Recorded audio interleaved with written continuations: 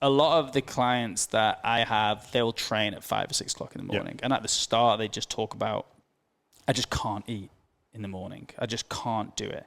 I feel too full to eat when I eat before I train, or I just don't have time. I just don't have that.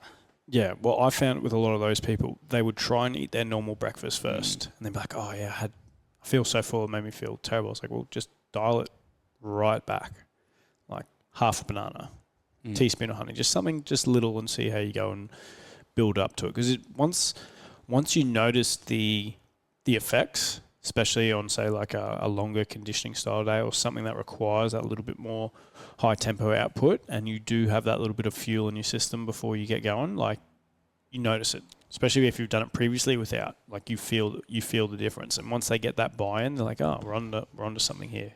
I'm not saying like have your normal breakfast, like this is something 2 hours before. Yeah, this is something like completely different. But yeah, don't get up at 3 o'clock if you're training at 5. But do get something down you. I'm yet to work with anyone that eventually doesn't teach themselves to do it.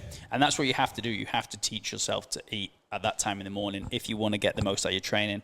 I ran out of rice cakes. I went for a run Sunday early, had nothing, literally 2 tablespoons of honey, and I was off.